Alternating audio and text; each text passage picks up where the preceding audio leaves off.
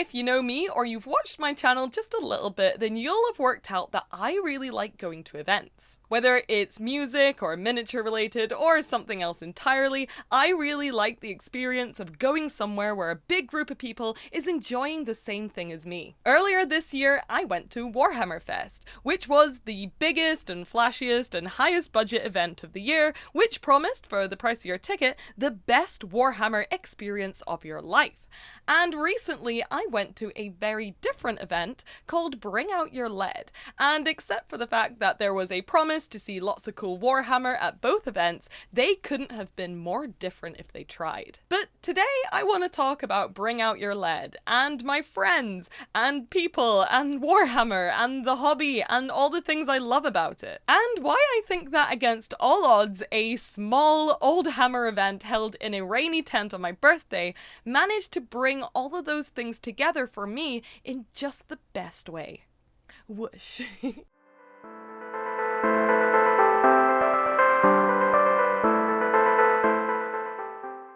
So firstly, let me give you a brief summary of what Bring Out Your Lead is, because sometimes I forget, because I'm really into it, that oldhammer isn't exactly common knowledge to a lot of people who are into new Warhammer. Bring Out Your Lead, often abbreviated to the honestly slightly less attractive acronym of BOYL, is an event which celebrates old Warhammer held once a year in Foundry, which resides in Newark on the outskirts of Nottinghamshire. Now, I'm not going to go into the full history of Foundry and their relationship with what we now know as Games Workshop, because that would probably end up being an entire video unto itself.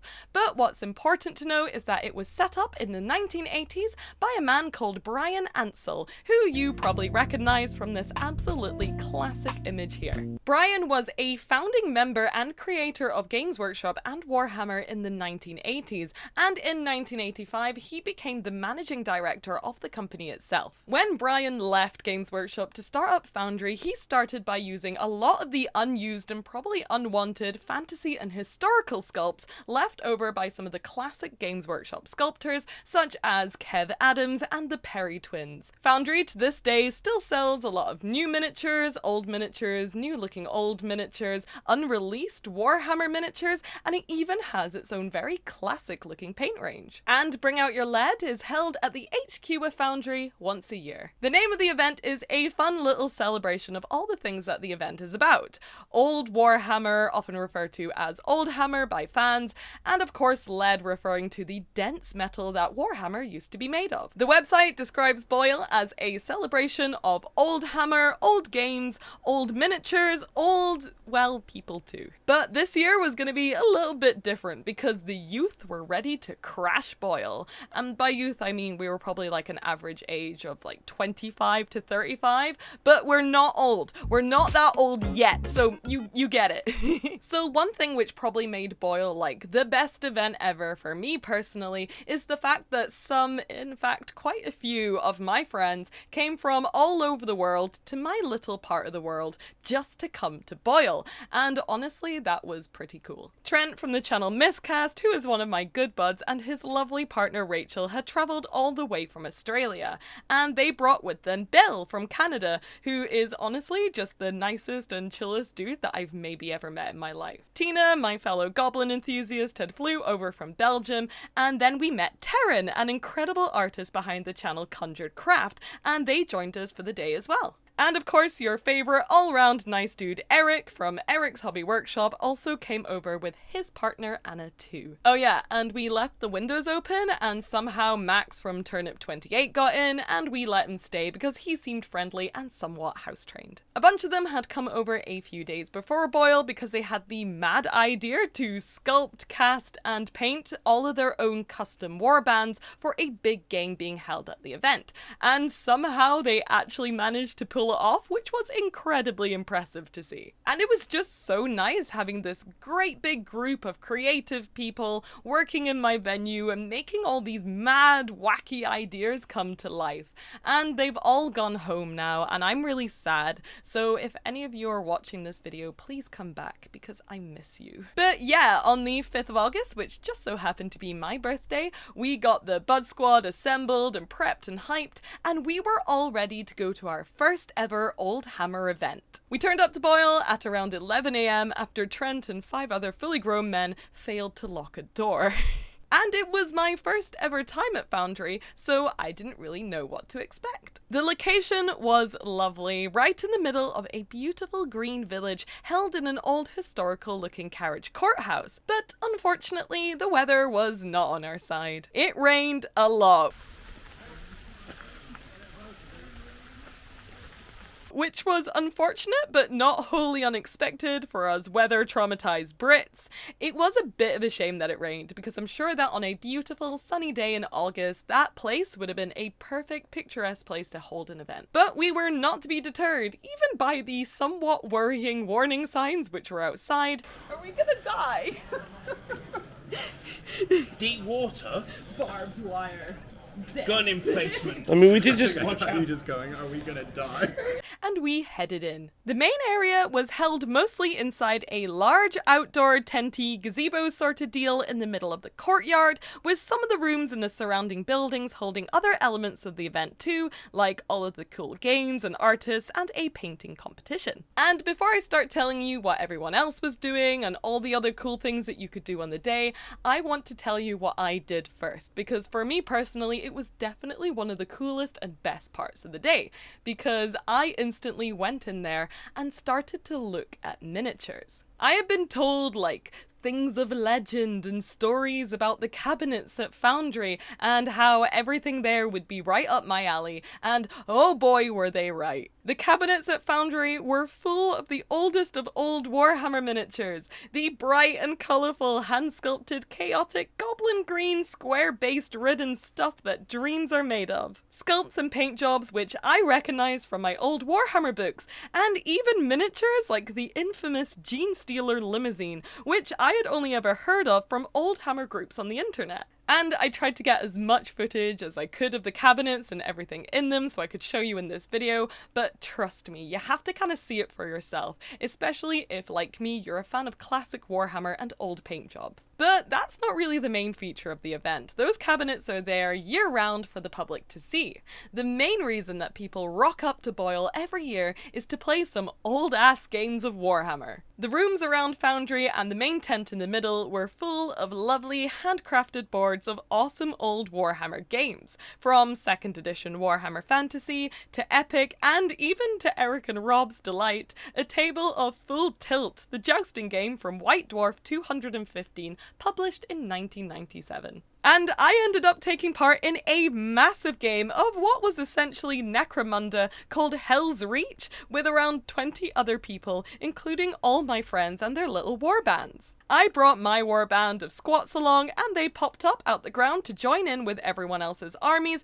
as we all tried to take down Bill's giant conquer man, whilst Max's cow was snuck away to the meat market on the other side of the board because he was busy talking to John Blanche about root vegetables or something. There was even a little rogue hobby stand made by Curtis from Ramshackle, and if your character went to the stall and took a selfie, then you got some points for the game. The whole thing was insane and chaotic and a mess, and honestly just the best fun ever. And I noticed something about all of the armies being played at that table, and maybe it's just me and my love for weird little guys, but they all had such personality and love and attention put into each individual miniature, and the range and diversity of style varied hugely from each and every single person's warband at that table. Loads of people had painted, customized, and even sculpted and scratch built their own warbands of weird little creatures, and they were all joined together on this one table playing the same game. Me and my little ragtag group of old squats was probably one of the most normal in uniform warbands on that table,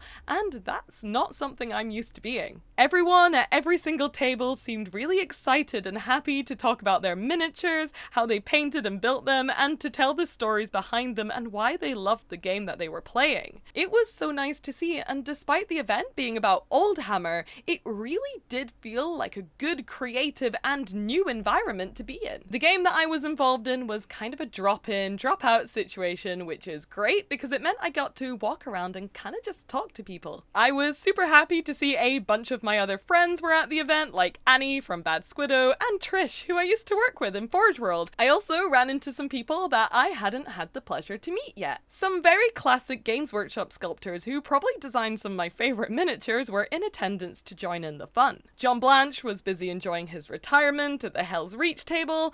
I bumped into Gary Morley, responsible for everyone's favourite Nagash, and the incredibly talented Tony Yates, who is probably the friendliest person I've ever met and was just busy making sure everyone was enjoying the event. And to my surprise and delight, Kev Adams, the renowned sculptor of orcs at Games Workshop, was just sitting in a corner happily sculpting faces onto any miniature which was brought to him. I didn't end up getting a miniature sculpted by him because I was nervous and he seemed busy and I'm shy, but Trent did, and it is so cool and such an awesome thing to own, so if he is there next year, I will definitely bug him for a miniature. Tony Ackland himself was sitting in front of a portfolio of his own original illustrations, and it made me well up a little bit because I recognized a lot of them from some of my favorite books like Realm of Chaos, and it was just so cool to see them in person. I cannot stress how lovely it was to just walk around again and talk to my favorite artists about their art and have them be excited to talk to me about their art.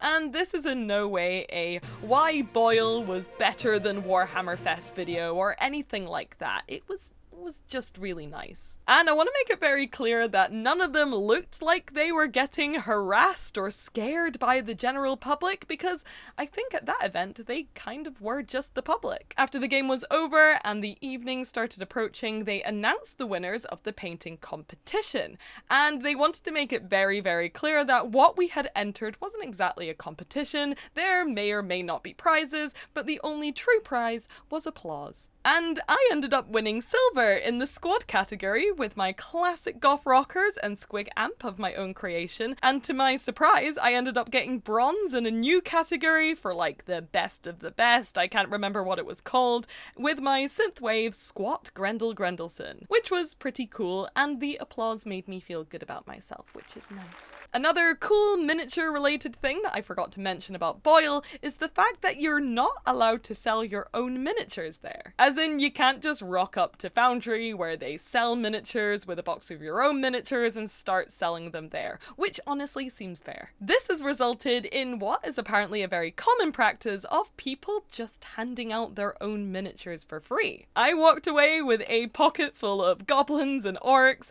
and the free event miniature, which was a little floating psyker looking dude, which was super, super cool. Oh yeah, and if I didn't mention, the event itself is completely free. You can just rock up there and enjoy the event, but if you want to play a game on one of the tables, you have to book a table in advance before the event, and that's kind of like the only rule. Before I went home, I decided to do a little bit of shopping because it was my birthday. I picked up a bunch of absolutely unhinged looking old school greenskin miniatures, including some cute drunken goblins, some goblin mutants, and a little box of snotlings in various wacky poses. And I got some paints as well because I'm always on the hunt for the perfect shade of pink. And then we all went home back to Nottingham to eat chicken wings and go to sleep. And whilst I was all tucked up in bed next to my lead goblins, I kind of realised that BOYL had been the most fun I've had at a Warhammer event in ages.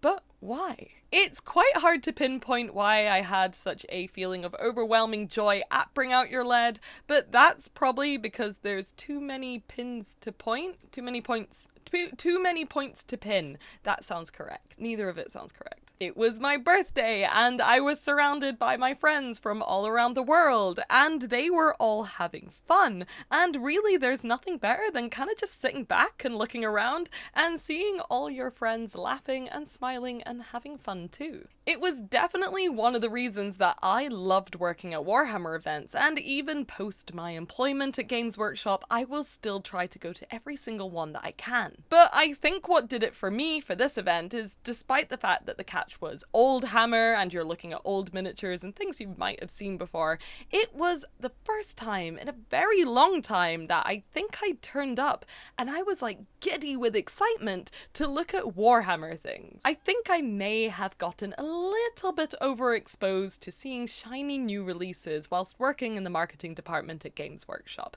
And that's not to say I don't love seeing a brand new Space Marine. I love Space Marines and I intend to paint many more shiny new Space Marines in my lifetime. And maybe I'm wrong, but I reckon for a lot of people, they go to things like Warhammer Fest because their enjoyment of the hobby is the new stuff. They like to play the shiny new game as it just comes out and look at all the shiny new miniatures, and that's the bit about the hobby that they love, and they can't sleep the night before because they're so excited to do just that. And at one point in, I think like 2014 or something, I was that customer too. I was so excited for the new editions and the new codexes and to see the new miniatures.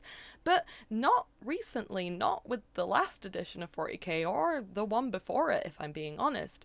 And I think I've come to the conclusion that I kind of missed that feeling. And I really think that BOYL may have been the thing to bring that feeling back to me. I was excited to see hand-sculpted, weirdly painted miniatures which genuinely make me happy beyond being just, I don't know, cool or new. I excitedly bought new miniatures because they just felt so me. And I talked to people I admire about artwork which I love, and I took part in a game which was silly and unserious and goofy. And I realized that everyone else there was doing the same thing and probably feeling the same thing as I was too. And that feeling may not be new, but it is nostalgic, and I think that's the point. As usual, thank you so much for watching, I hope you enjoyed it, and thank you for being rogues. I'll see you in the next one. Bye!